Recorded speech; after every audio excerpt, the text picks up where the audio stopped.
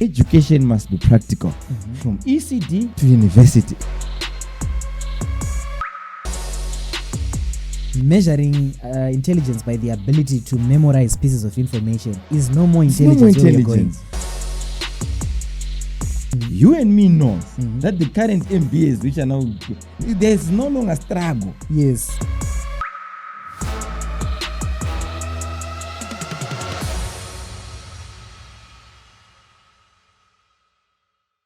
Greetings, ladies and gentlemen, and welcome back to your favorite podcast, The Chartered Vendor, and I'm chilling with ceremonies. How are you doing? I'm okay. How's it? Long time. I'm fine. It's been a while since we've recorded together. Yes. So today we want to specifically talk about a very interesting thing, but before we get into that, please make sure that you are subscribed. You like and share the videos. Our statistics are revealing that we've got a couple of number of people who are watching our videos, but they haven't subscribed. So if you like our videos, why don't you just subscribe? So we look forward to having the numbers go up in terms of our subscriptions, and make sure that you share and interact with the videos in the comment section so that we keep the conversations going. So today I've got an interesting one. We are now in a very interesting season. Winter passed. It's not yet the farming season for our staple food maize, but we are now in a new season. It's the graduation season in Zimbabwe. We are now in that season where the president is very busy going around and capping students from the state universities as well as those private universities. They are also graduating. So it got me thinking. I was fascinated by the number of graduates that came out of the recent University of Zimbabwe graduation. I think it was around 6,800. 6,861. Yeah. So let's just say 6,800 graduates who came out of the University of Zimbabwe. And one of the guy who graduated is actually one of our videographers. Exactly, Peter. Congratulations, Peter, behind the camera. So the most interesting thing that I'm finding is we have roughly about 11 state universities now. Let's be generous and say 10. So that means this season alone, we're expecting on average, say 60,000 graduates from state universities. We haven't spoken of the private universities. We haven't talking about these other professional courses, your ACA, yes. We haven't spoken of those. And we haven't even touched the Polytechnics. We haven't touched them. So annually we are pumping out 60,000 graduates. Look at the size of the economy. The job market, it's shrinking every day. And we have graduates that are coming out. How do you feel about that? It's a tricky scenario. And not only those, we also have quite a number of Zimbabweans who are now doing their education in Zambia, in foreign lands. Yes. And a lot of them. In Zambia, there are a lot. People are getting into the medicine school, etc. It's sad because I still wonder, and I don't know, but all these guys, where are they going to get the jobs? That's a good question. Where are they graduating into? Exactly. Because if we are churning out 60,000 graduates, at least there should be opportunities that speak to that number. Maybe let's say some of them, they're just adding on to their qualifications, they're already employed somewhere. But still, we still have a sizable number of people who are graduating and there are no opportunities. If you look at what was once the vibrant industrial space, it's closing down. We've spoken about it several times. Yeah. They are changing big warehouses into churches. Yeah. And we are churning out 60,000. And some of the big companies also are struggling. You look at your big companies which have actually retrenched. Some are closing altogether. So what is going to happen? The biggest retail outlet in Zimbabwe, was closing down its shops, and it's still closing down. It's downsizing. All the people from the closed branches, they are now back at home. Exactly. And most of them, they were graduates. Exactly. And they've got experience. And remember, even the guys at CBZ, they are coming in with a vast of experience. Yes. So the question now is, the guy who has graduated today, where is he going to get the job from? And the biggest question which I have, I think, on this one which we need to actually interrogate, is to say, fine, is education being done to save the society? Or education is just like it's now a business, more like you look at what is happening with pharmacy industry. I was talking to this other guy from Diamond Pharmacy, and shout out to those guys. So we're talking about the situation of pharmacies in Zimbabwe. There are some of the pioneers, some of the guys who came in with a bang in terms of the pharmacy industry. But nowadays, if you notice, he was actually saying to me, Harare only has got 800 pharmacies.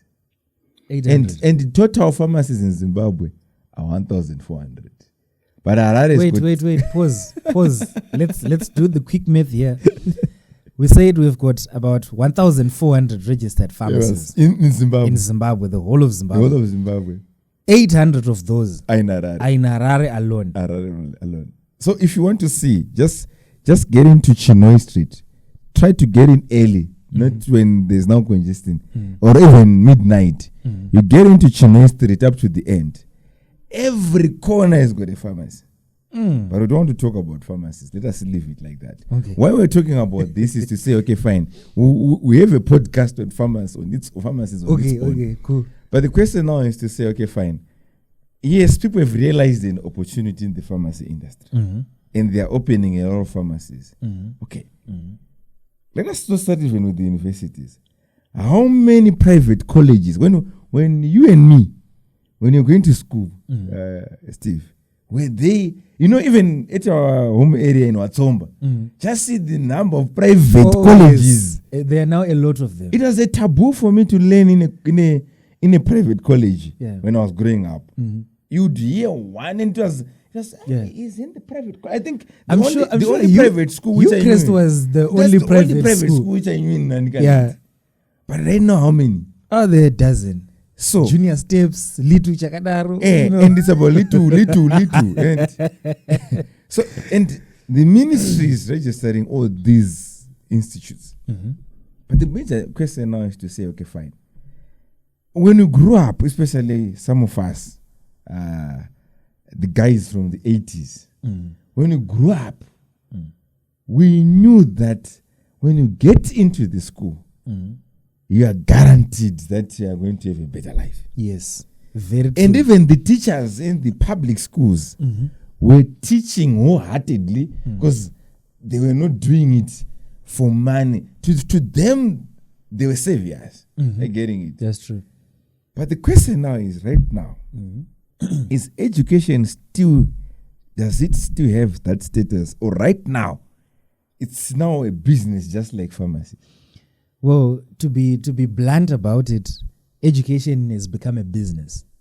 We have commercialized what used to be one of the mainstays for economic growth and economic activity. If you wanted to emancipate yourself, you would have to go to school, learn, and you are guaranteed that you succeed. I was laughing this other day. I was having a conversation with my brother. So my brother has got 3 girls. So we're just talking and saying. So one of the girls, like she's a top performer. So her performance is slightly dropped. So we're having a conversation with her, trying to understand what's going on with her, and the pep talk that you have with your kid after the report comes.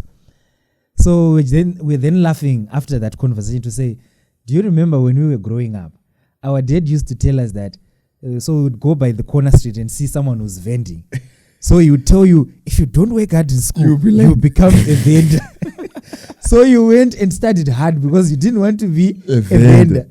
So I then grew up, got my paperwork, and I'm a vendor, So I'm like, where did I miss it? You've got good grades. You actually made it out of college.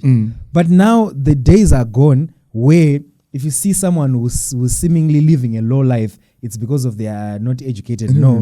They might be more educated than you. Perhaps they could be even studying for their masters. Exactly. Or even in the process of writing their doctorate thesis or something. But there's now a disconnect between education and the economic freedom that we thought would get. So where I'm coming from now is how did the two become disconnected? Because it's now a matter of being educated and opportunities.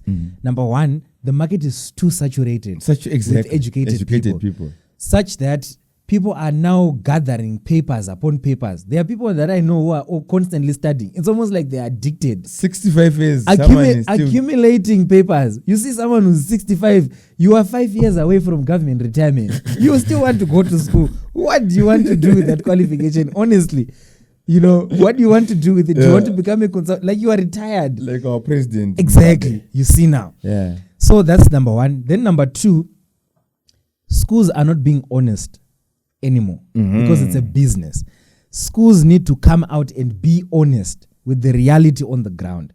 I'm an engineer. I've worked on a production line. If one of the key machines breaks down, further down the whole value chain or the production line, you don't continue putting more inputs because you create a backlog. Exactly. You then rationalize whatever you are feeding in so that it matches with the remaining machine whilst you attend the other one, so that there's no backlog.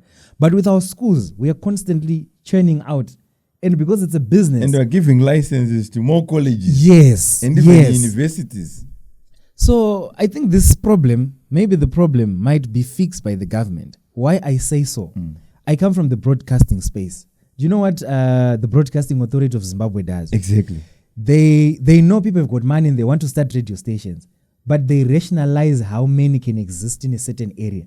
So right now, if you go to BAZ and you want to start a community radio station in Harare, they will tell you we already have Capitol. Go to, say, Mutoko. We don't have a station there. Try and set up there. They rationalize so that there's even distribution of those radio stations because they are a center of communication, right? So with schools, why aren't we doing the same? We need to rationalize the number of schools that are registered. Exactly. But if you look at some of the premises where the schools are operating, it doesn't qualify to be a school. Especially those infant development schools. They need a huge playground. Exactly. But someone is using a house on 300 square meters of land to house 4-year-olds. The most energetic generation who want to run around. 54-year-olds. You see now. Sharing one toilet. Exactly. So I think that's where our problem is also coming from. Then another thing, I will always say this. Look at where the world is going. Look at what artificial intelligence is doing. Technology is progressing. We are on the brink of entering into industry 4.0. Exactly. Then what do we do as a country? We center our whole curriculum around heritage. We make it a heritage-based curriculum. The world is going this way. We are going back to our roots. Look, I understand that we are trying to preserve our culture. Yes, our culture is very I understand important. it's important. But is it what is going to change our economy? Make it the backbone of our economy. Because right now, I think the biggest headache which we have is not only Zimbabweans per se, but as Africa as a whole. The biggest headache of any African African country right now is to say, how can we improve our economies? I think that's what, even when we are voting, economy actually plays 70% of why you are voting. True, very true. And this, and how are we going to have better economy when we are not investing in things like IT, things like artificial intelligence, things, sciences, etc. If you notice right now, when I used to go to school, I still remember I was based in Glenview when I got into Harare, when I started doing my CIS. There are certain books which you could only find. That one book is borrowed by John. John will only bring that book after 2 weeks. He would wait for it and you queue for one book. But nowadays, education used to be found in schools. Education used to be found in universities. That's why right now you now see that we now have a lot of people who are also mushrooming in the baking industry, whereby each and every household, they are now experts of baking cakes. Birthday cakes. It's almost cakes. Like if the people who are baking cakes are now more than the people who want cakes. Are you getting it? True. Not because there's a baking school somewhere, but someone can easily go on YouTube, attend a course without even paying a cent, and they can start baking cakes. Yes, true. A lot of things and a lot of information. We are now living in the information age, like what you said. So when we are now living in the information age, information ceases to be an advantage. True. So even if you go to schools, right now how we measure intelligence I don't know if any African country is measuring intelligence differently. But people who are called intelligent are people who can remember better. Are you getting it? Yes. When someone is just saying you're intelligent, it simply means that I can read a book and remember most of the topics which are in this book. In the book, yes. The guy who is down is this guy who cannot remember most of the pages. But right now, let me also quote Albert Einstein. He was actually asked, people, they wanted his phone number. And they said, Albert, may I can leave your phone number?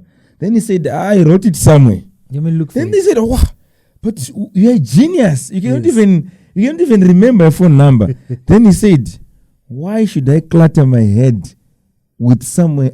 I cannot clutter my head with somewhere I can keep that information somewhere. So why can I clutter my head? With something I can write. So let us now saying, okay, fine. AI can remember everything for us. Yes. So is it still necessary to clutter our head with Mbuya Nyanda died in 1996? Are you getting it? Yeah, We're saying it's important information. Yes. I'm not discounting the role which Mbuya Nyanda played. We respect our culture. Yes. We love our culture. Yes. But the question now is it still necessary to go and study the whole history and claim it? Yes. But you can actually get that information somewhere. Yeah. Is it even necessary to remember it and it pop up as an exam question? Exactly. So you then begin to realize that we are using the wrong tool to measure intelligence. Exactly. Intelligence should evolve with time. Because I remember there was a time when mathematics, before calculators came, there was a type of mathematics that was called calculus. Calculus. You had mathematical tables. Are you going to do calculator version and non-calculator version? Yes. That ended when the calculator came. People realized that, you know what, we don't need to do this anymore. Let's just have people use the calculator. So I think we need to take the steps to realize that measuring intelligence by the ability to memorize pieces of information is no more intelligence where we're going. Because like you rightfully said, information now is not an advantage. Exactly. There was a time, I know the generation of our parents, they kept their jobs by monopolizing certain pieces of information. Exactly. You would know that if Jerry is not here, you cannot fix this thing. Exactly. So you then come and you become the superstar. Because you're even driving some other machines, like those yellow machines. Yes. You'd hear that this machine belongs to Steve. Yes. Yeah. So monopolizing the information put you at an advantage. We are now living in an information age. The information is publicly available. But the people who succeed now with that information are those who are able to make sense out of the information, who can draw analytics from certain pieces of information. Yes, you've got the information. Exactly. But Information what are is you there. doing with it? Which leads me to the next part of our conversation.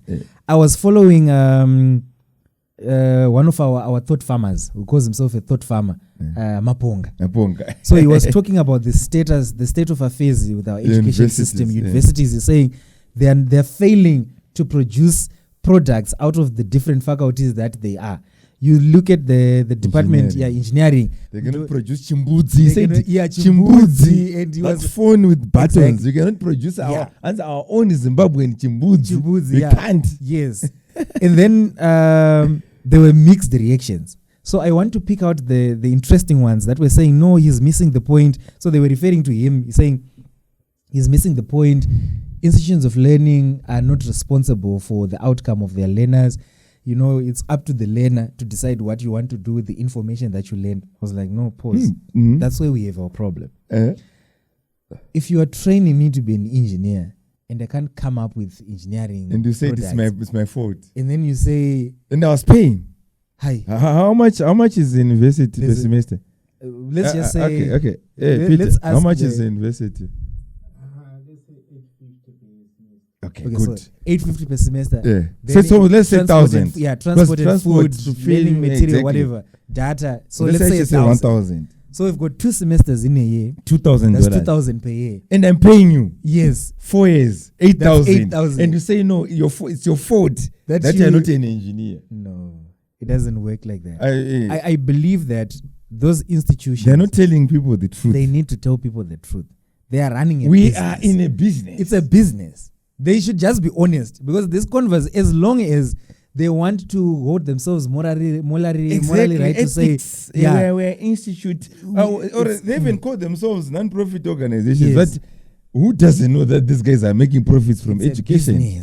Education is now a business. Yeah. It is a business, much like the food industry, much like the drug industry, much like your transport industry, the education industry. It's a business. So when we start acknowledging that education is a business, and when I also see, if I see a headmaster convincing me to get in a school, I know that this headmaster doesn't have my interest. He doesn't care about my interest. Yeah. He cares more about his interest. Like you're an engineer. Yeah. When you're coming in to sell your networking, yes, you want to solve my problem. Yes, I understand. Yes. But I know that we are in business. You're in business. Yes. You're not doing it for charity. Yes. But our schools now, they want to appear as if they're doing it for charity. And that's the problem. That's where the biggest challenge is. I discovered something very sad. Maybe people are hearing it for the first time, but private schools.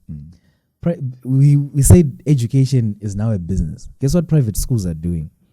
At the end of the term, they are not awarding low performers the low marks that they got.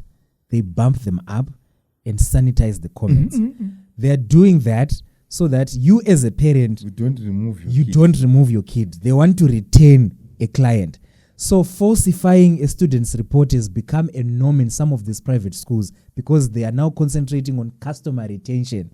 So here we talk of customer retention by giving them good service, following up, asking for referrals, feedback and whatnot. Private schools are falsifying students' performances so that they retain a client. Can you imagine? Then the other thing, our universities, this is something that I discovered only when I was trying to apply for some funny program. So guess what they are doing? There are certain programs that don't get a lot of people. So what they do is they tell you to put your options, right? They ignore your first and your second option and even your third option. They put you in that program that you didn't apply for. And then they tell you, no, the other places were full, so we want to give you this program. Then they tell you about the career opportunities, only to realize that they do that because it doesn't make economic sense to the university to run a program that has got 5 students only, because there's a department with an HOD, with a dean who need to get paid. So if the numbers don't add up for that particular... We're going to pay someone. Exactly. So they then default everyone into that program. So if you ask scholars in colleges, they will tell you some of the programs that they're studying, they did not apply for them. They were put in there by default. And the reason being, it wasn't making economic sense for the university to run a program for 4 years with only 5 students, considering that some drop, some face challenges midway. Now tell me that education is charity business. No. It's a business. And it has been a business for a long period of time. Yeah. But they sold to the masses. And I think whoever sold that is a genius. Are you getting it? Yeah. They sold to us that education is charity. They are trying to save us from ignorance. But the truth is, education is a business. But what can we now do?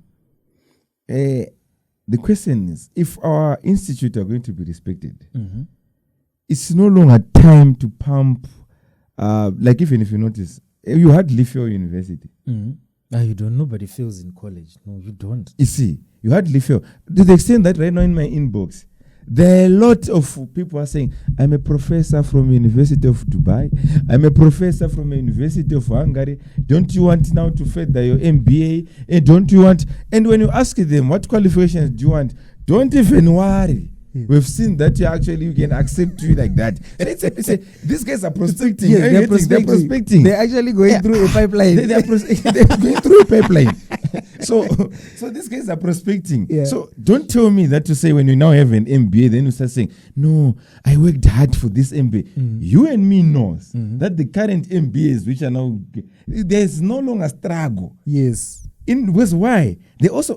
They don't want you to, when you apply to an MBA in Cyprus, do you think that after paying 20,000, they've got guts to make you fail? No. They want you to pass for you to also get the referrals. Yes. Because if you fail, you're going to tell people that their programs are hard. Don't try to pursue them. Yes. Ignore them. Are you getting it? Yes. So they want referrals. End of the day, True. they are going to make people pass. So the question now is, if we are really going to make education look at as if they want us to judge it, they must start going back and saying, fine, if we're producing an engineer, let us now produce a practical engineer. Yes. So I think, and I also want to urge our governments in Africa to put more focus on polytechnic colleges.